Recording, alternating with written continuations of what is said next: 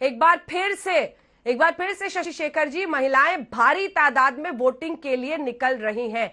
और अब तो संजय जी भी मुझसे अग्री करेंगे कि उन्होंने पहले से ही कहा था कि ऐसे ऐसे दिन पर वोटिंग के लिए रखा गया है, कुछ ना कुछ उस दिन इवेंट होता है, नहीं होता है तो कुछ ना कुछ एक कंट्रोवर्सी, एक विवाद आ जाता है।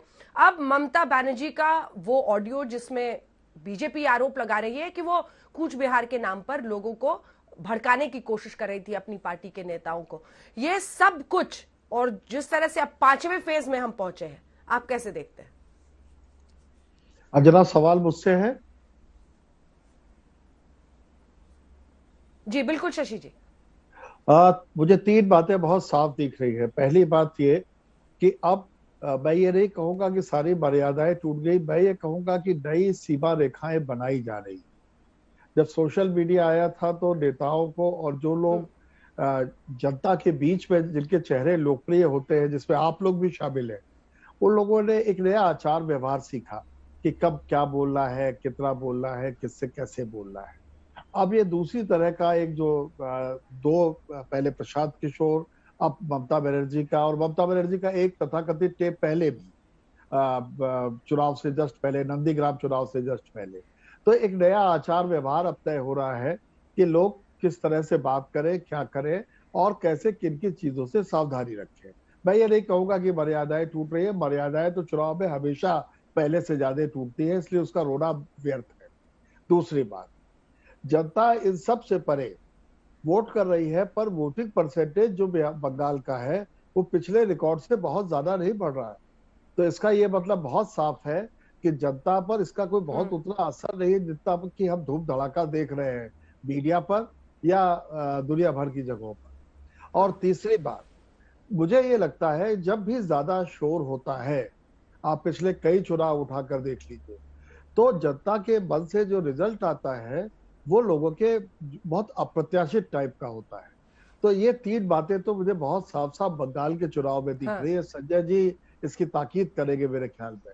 चौथी बात, जो आज का जो चुनाव है, मुझे गोरखालैंड का जो इलाका है, मैं गोरखालैंड शब्द थोड़ा गलत बोल रहा हूँ, जो गोरखा प्रभुत्व वाला जो इलाका है, वहां पर बीजेपी की बहुत उम्मीदें हैं और वहां से उम्मीदें हर बार लगाई जाती है। मैं आप ही के चैनल पर देख रहा था कि वहां आम आदमी का कह रहा था कि हमसे हर बार छल किया जाता है, हमारी मांगों को पूरा नहीं किया जाता।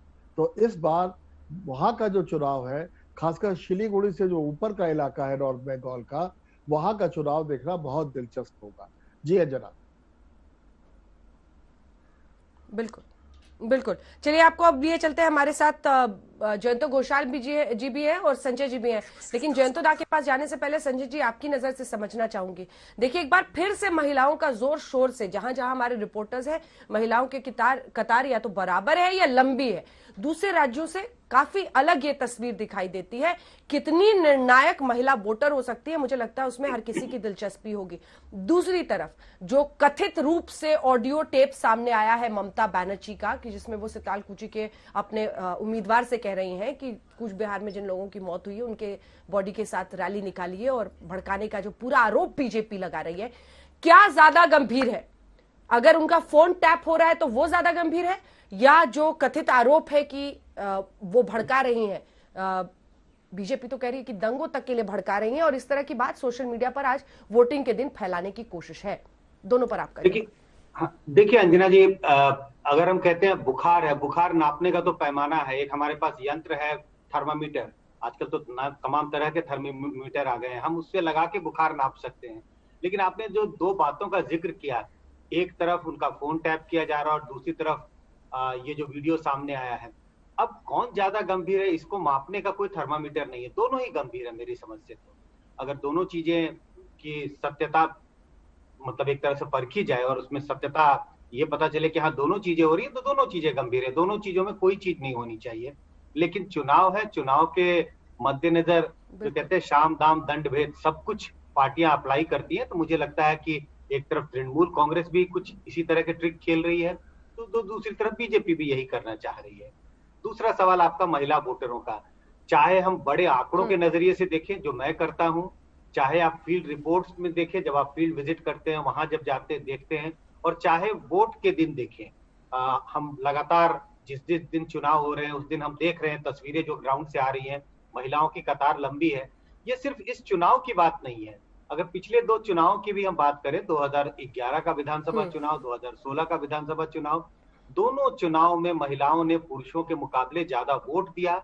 और मजेदार और इम्पोर्टेंट बात यह है कि उनका वोट निर्णायक रहा, निर्णायक इस आधार पे कि उनका वोट, उनके वोटों का झुकाव जो है टीएमसी की तरफ रहा, जिससे टीएमसी को, ममता बनर्जी को फायदा होता रहा। तो जो तस्वीरें आ रही है कुछ उसी तरह का संकेत आज भी दे रही है। जी